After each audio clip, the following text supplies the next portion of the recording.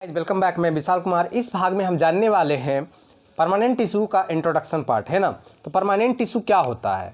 जब permanent tissue और हमने इसके पहले पढ़ा था मेरिस्टेमेटिक टिश्यू। मेरिस्टेमेटिक टिश्यू में जब सेल डिवीजन हो रहा है, मतलब कि कोई भी ऑर्गेनिज्म है उसमें सेल डिवीजन हो रहा है, प्लांट में सेल डिवीजन हो रहा है, तो हम लोग समझते हैं कि वो मेरिस्टेमेटिक टिश्यू है। लेकिन सेल डिवीजन जब रुक जाए और वो उसके जो सेल्स हैं वो डिफ्रेंशिएट करने लगे, यानी कि व्यवस्थित होने लगे तो टिश्यू में, ऑर्गन में, तो उसको हम लोग कहते हैं यानी कि सेल डिफ्रेंशिएशन हो रहा है। तो सेल डिफ्रेंशिएशन स्टार्ट होगा तब हम समझ जाएंगे कि अब वहाँ पर जो टिश्यू है कौन सा टिश्यू है, मेरिस्टेमेटिक टिश्यू नहीं है बल्कि क्या है, परमानेंट टिश्यू है। तो देखिए मैंने यहाँ पर लिखा है सेल डिवीजन क्या होगा, नहीं होगा। सेल डिफ्रेंशिएशन आपका क्या होगा, होगा आपको परमानेंट टिश्यू में। अब है कि इनमें जो मैच्योर जो सेल्स होते हैं, परमानेंट जब मैच्योर सेल्स होता है तो उसको दो भागों में बांटा जाता है, एक सिंपल परमानेंट टिश्यू और एक आपको कॉम्प्लेक्स परमानेंट टिश्यू। सिंपल वाले में आपको आ जाते हैं पेरेन्काइमा, कोलेनकाइमा, स्क्लेरेन्काइमा और कॉर्क कैम्बियम आते हैं। जबकि आपको कॉम्प्लेक्स पेरेन्काइमल टिश्यू में आपको वैस्कुलर टिश्यू आते हैं, वैस्कुलर टिश्यू यानी कि जाइलम और फ्लोएम आते हैं।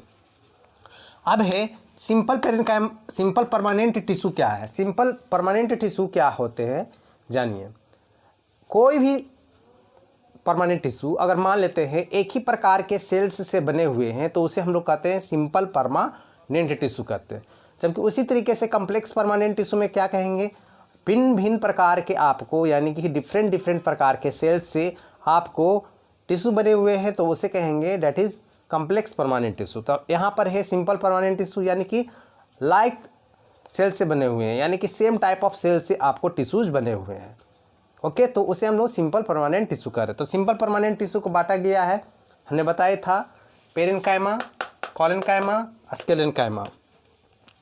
पेरेन्काइमा जनरली क्या होता है, लिविंग होता है। कोलेनकाइमा भी लिविंग होता है, लेकिन स्क्लेरेन्काइमा क्या होता है, नॉन लिविंग होता है। ओके, और एक कॉर्क कैम्बियम होता है जो आपको जब बार्क जो होते हैं, पेड़ के जो छाल जो होते हैं उसको अगर हटाते तो उसके अंदर में जो टिश्यू है वो कॉर्क कैम्बियम होते हैं। चलिए अब कुछ ऐसे पेरेन्काइमल जो टिश्यू होते हैं जिनके हम लोग नाम जानते हैं, जैसे एरेन्काइमा, प्रोजेन्काइमा, प्लेक्टेन्काइमा।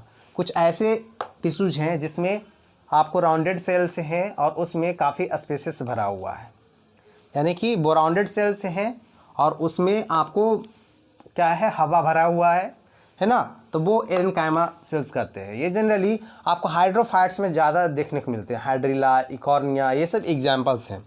प्रोजेन्काइमा क्या है, कोई आपको ऐसे पेरेन्काइमल टिश्यू जिसका एंड जो है आपको टैपेरिंग एंड होता है ना, यानी कि हम लोग कहें कि ये एडिशनल सपोर्ट करने में मदद करेगा ये टिश्यू, तो उसे क्या कहते हैं, प्रोजेन्काइमा।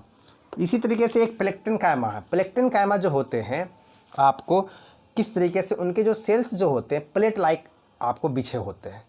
प्लेट लाइक होने के कारण ये अपने साथ जो सेल्स जो होते हैं यानी कि टिश्यू होते हैं उसको क्या करते हैं, स्ट्रेंथ देने में आपको मदद करते हैं। तो इस तरीके से हमने बताया आपको डैट इज़ आपको परमानेंट टिश्यू का इंट्रोडक्शन। अगले फीचर में हम लोग पढ़ेंगे परमानेंट टिश्यू, सबसे पहले पढ़ेंगे, उसके बाद कोलेनकाइमा।